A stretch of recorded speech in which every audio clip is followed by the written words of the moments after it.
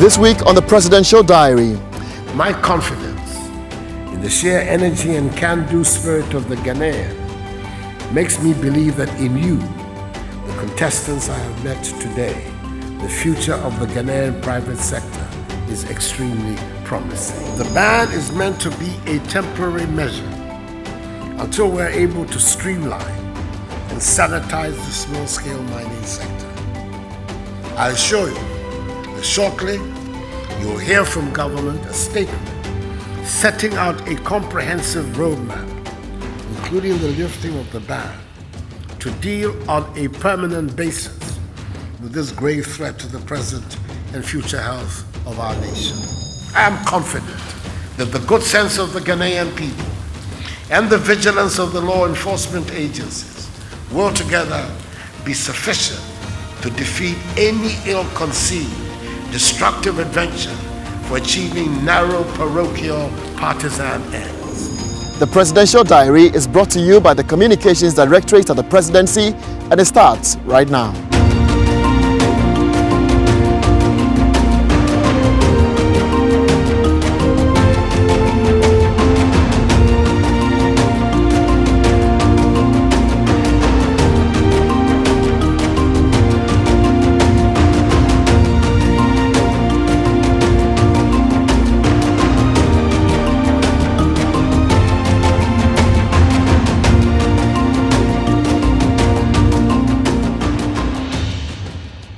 Hello and welcome to the Presidential Diary, brought to you by the Communications Directorate at the Presidency, coming to you from the Jubilee House in Accra. I'm Jefferson Saki, and here are the major activities of the President over the past few days.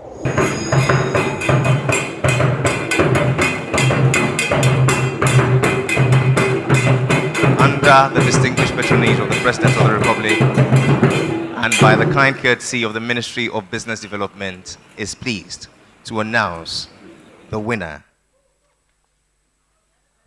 Aisha Liman.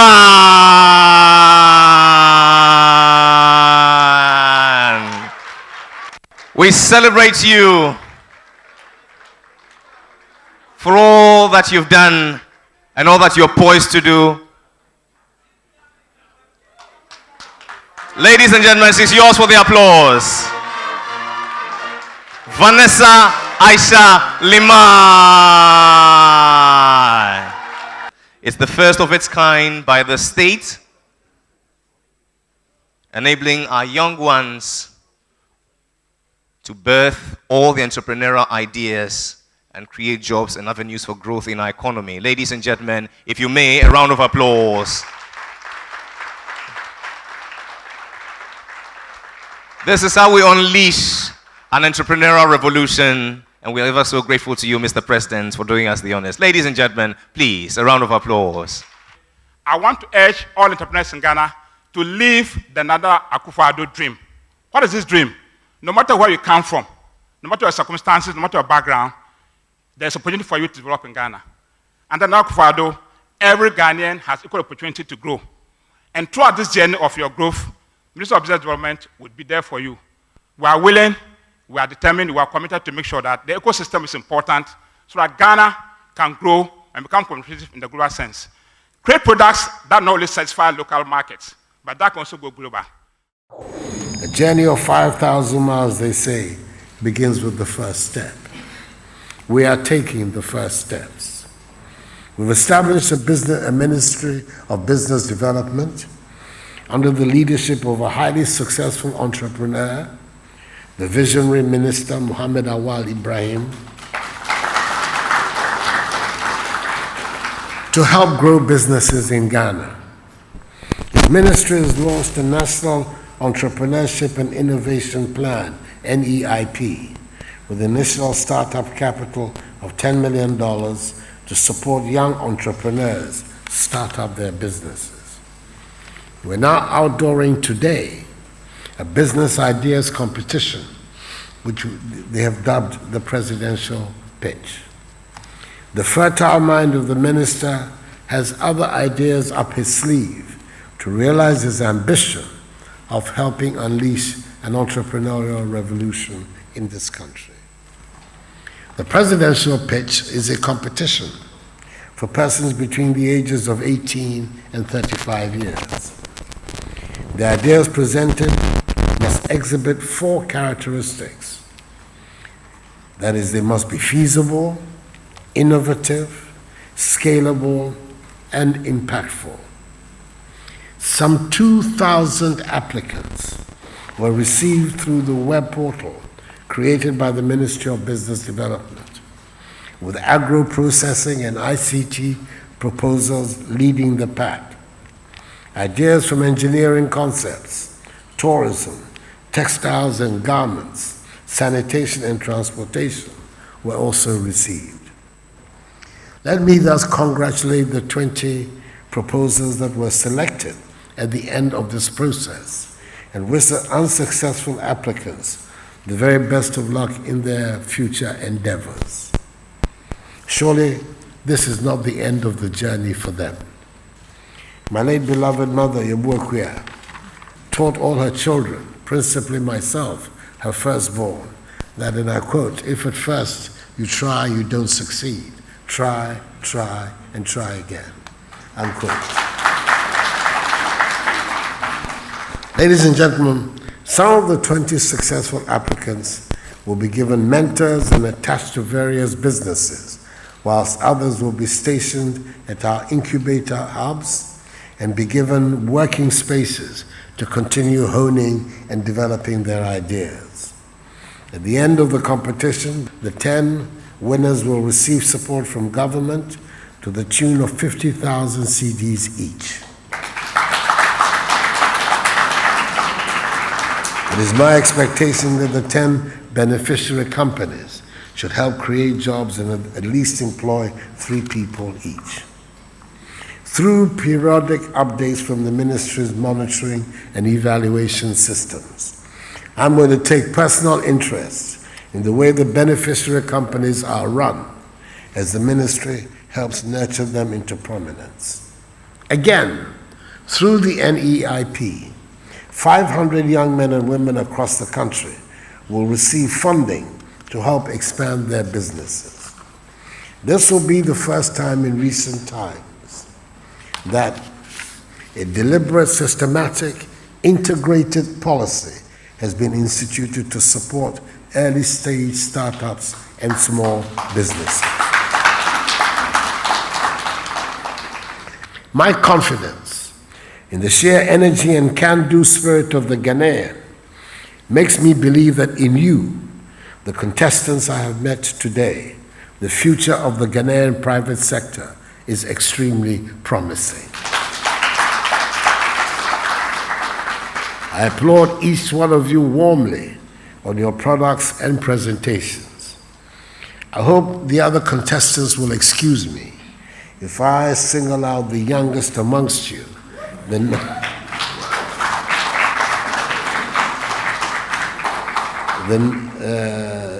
19-year-old young lady from Golu in the West Sisala district, Vanessa Liman, for special attention and a personal donation of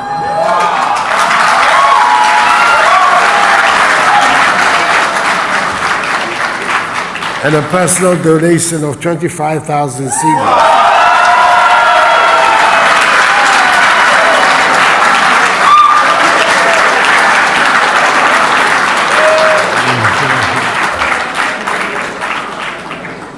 From me, in addition to what the 50,000 the ministry is to give her. I believe in Ghana's manifest destiny and in the capacity of us, her people, to construct a new, prosperous Ghanaian civilization that will reflect the progressive values and culture which have defined us through the ages. May God bless us all in our homeland, Ghana, and make her great and strong. Thank you for your attention. And he is the President of the Republic, Nana Addo Dankwa Akufo-Addo, a champion of industries across Ghana. Ladies and gentlemen, a round of applause.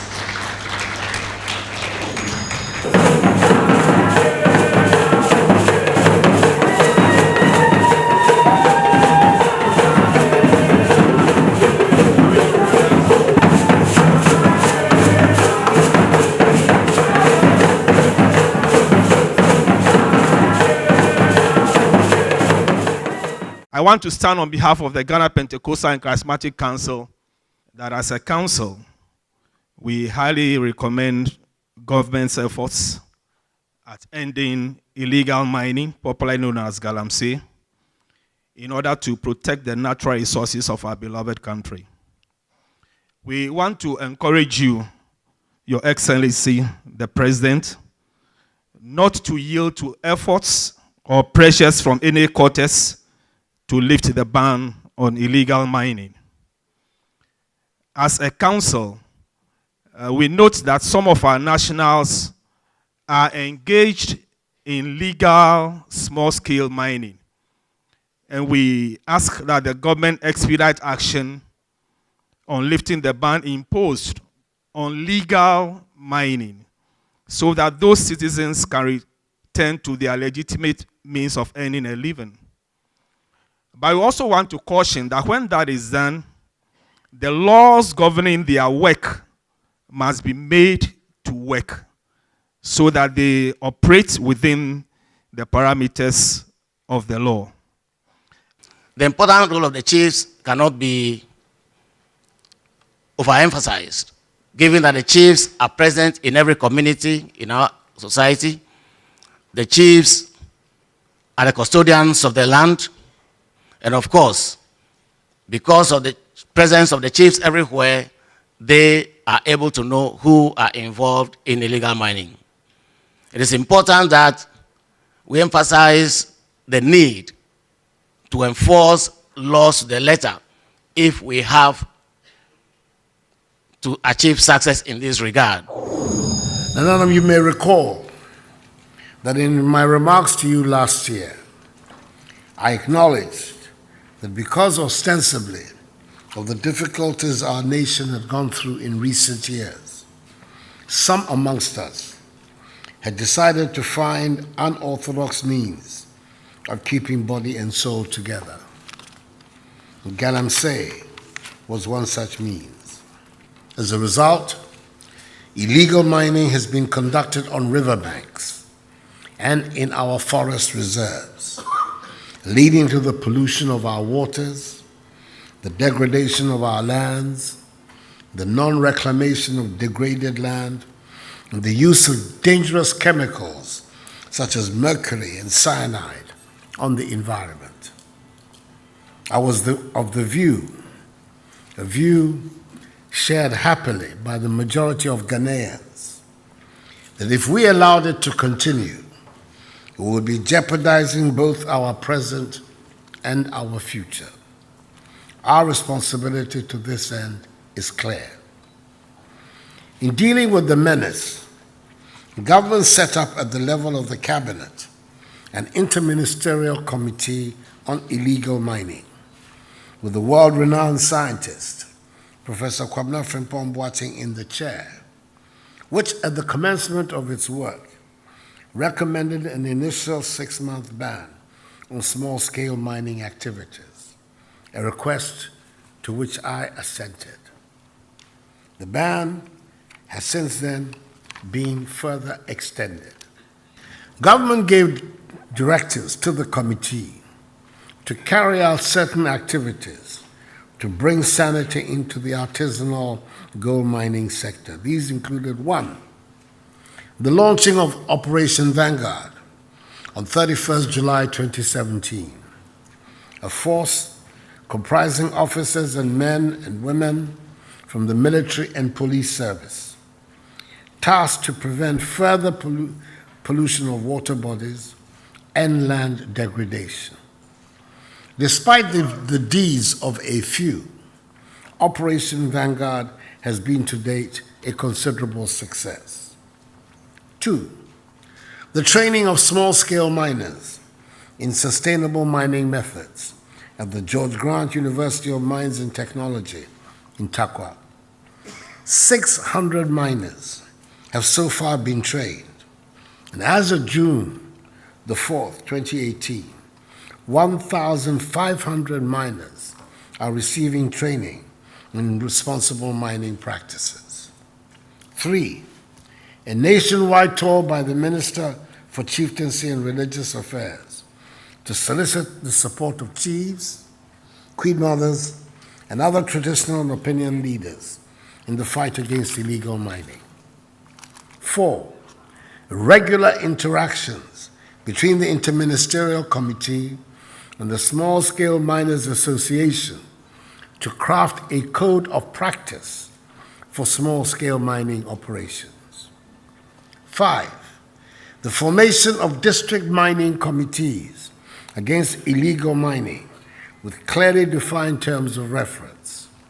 These committees are expected to address all issues concerning small-scale mining in their districts. The Metropolitan, Municipal, and District Chief Executives had already been informed about the composition of this district mining committees, which were duly inaugurated before the end of the first week of January this year.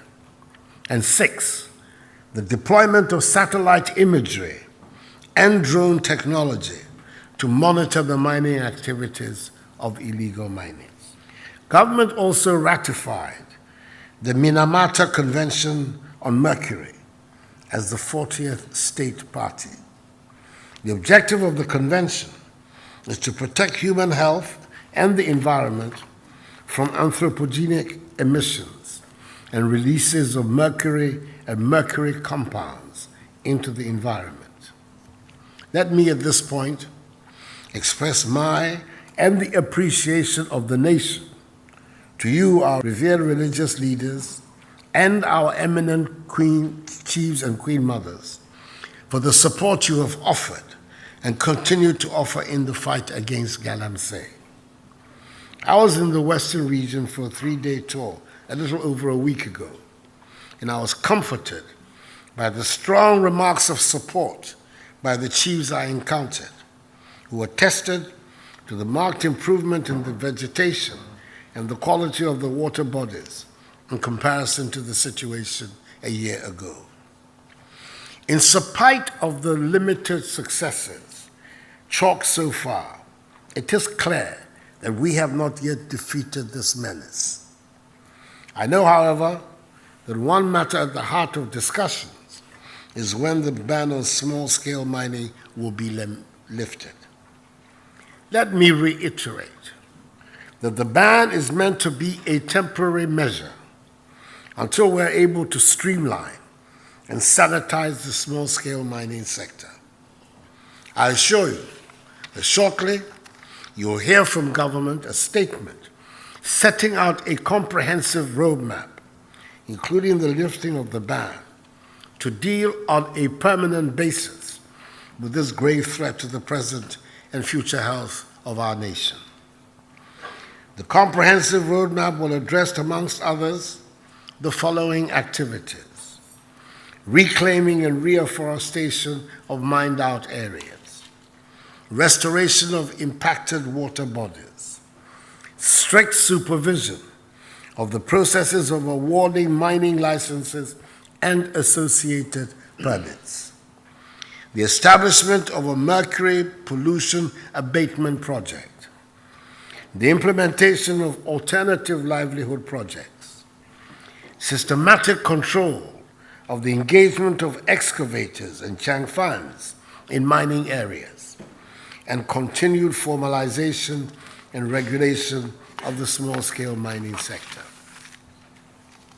When the ban is lifted, you will have a responsibility, as was successfully discharged in the days of our forefathers, to continue to help preserve our lands, water bodies, and environment.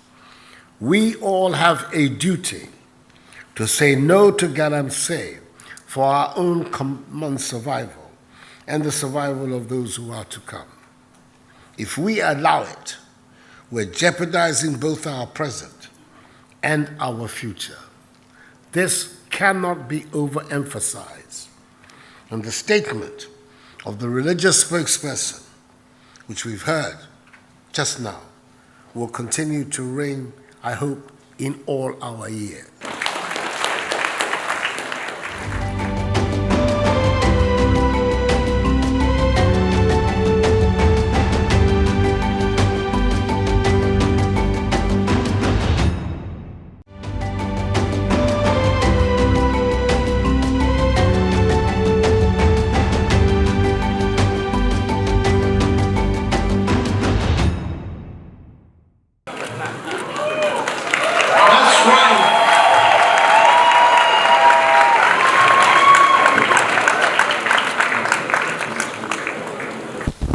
2018, understand that there were students who came before you, men and women, who have built the reputation of this university through the positive impact they're making through their dedication to our mission.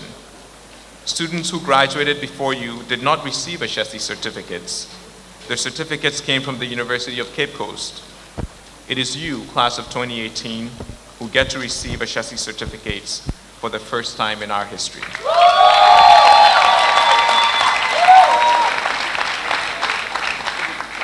So as pioneer students today, I hope you will value the privilege and responsibility that this confers on you as a class to be an exponential force for good in the world. We are very proud of you. We look forward to your contributions in the day to come. Congratulations. I wish you well, and I wish you Godspeed in your life's journey. Thank you very much. It gives me great pleasure to join you this morning at this impressive campus of Ashesi University for an important milestone in the lives of our young people. Hearty congratulations, class of 2018.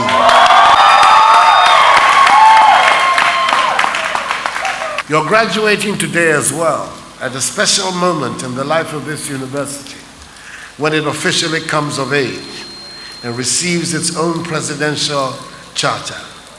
Henceforth, Ashesi would award its own certificates and degrees.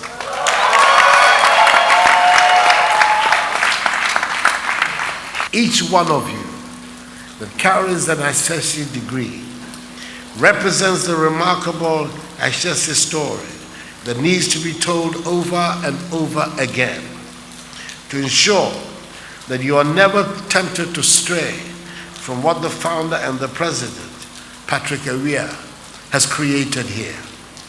It thus came as no surprise when he was named as the 6th winner of the Wise Prize for Education by its founder, Her Royal Highness Sheikh Musa bin Nasser of Qatar, a fellow member of the group of eminent advocates of the 2030 UN Sustainable Development Goals. I was on an official visit to Doha, the capital of Qatar, when this honor was done to him and to our country. I remember a Qatari, on being introduced to me, say, quote, "You must be the president of Patrick Awia's country." Unquote.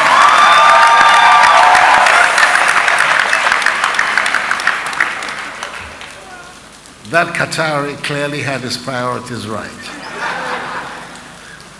I started this conversation saying that identity was important.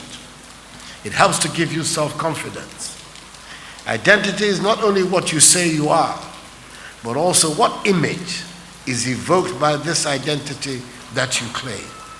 I had hoped that the exercise to provide all citizens with a national identity card would receive the enthusiastic support of all of us as the project finally gets off the ground after years of willful stagnation and neglect.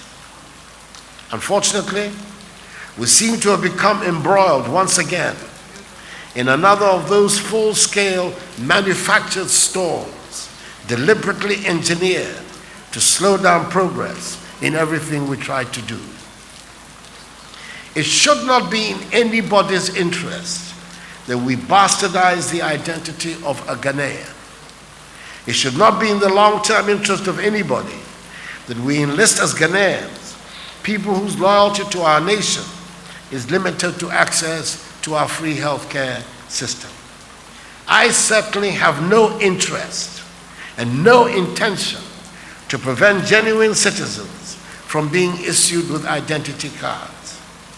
But my oath of office is unequivocal that I owe it to the nation to uphold the law and protect our institutions from being undermined. I do not think that there are more credible basic documentary requirements for establishing nationality or citizenship than a birth certificate or a passport. An appropriate, acceptable mechanism has been provided in the law to verify the claims of those who have neither. What then are we to make of the outrage being orchestrated by some high-ranking leaders of the opposition and some members of the minority in Parliament, when all the evidence points to their enthusiastic support of the National Identity Register Amendment Bill when it came before them in the House? There are 4 pages of information that the NI officials require from us to help them determine if we qualify to get a card. There is a legal definition of who is a Ghanaian, and I pray that we abandon giving politics a bad name and support this exercise to proceed rapidly to a successful end. The language of denationalization or threats of civil war are, to say the least, extremely unfortunate. They can be fittingly described as base forms of self-serving demagoguery. I am confident that the good sense of the Ghanaian people and the vigilance of the law enforcement agencies will together be sufficient to defeat any ill-conceived, destructive adventure for achieving narrow parochial partisan ends. The lust for power should not cloud one's sense of judgment. To call yourself a Ghanaian means you must be a responsible citizen. Class of 2018, as you set out into the world, I hope you will carry your identities as an Ashesi man or woman and as a Ghanaian with pride. You may be engaged in building an enduring company, engaging a social cause, or developing a breakthrough technology that lifts Africa up. Whatever you do, remember the importance of doing it for love of country. Government is taking steps to accelerate the grant of presidential charters to other private universities because of their contribution to education and learning in the country. Cabinet has recently approved the imminent establishment of the Ghana Tertiary Education Commission, which will henceforth be the regulator of all tertiary institutions in the country. The commission is to provide regulations which will enable all universities, public and private alike, to be treated fairly and equally, and thereby expedite the treatment of deserving applications for presidential charters by private universities, which should not take more than 4 years to acquire.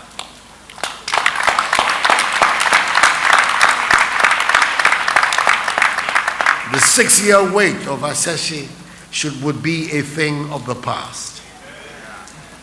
On this joyous occasion, I'm happy to announce to you the government is actively in the market to seek funds for the construction of the Domi Brekusu Kisasi Road.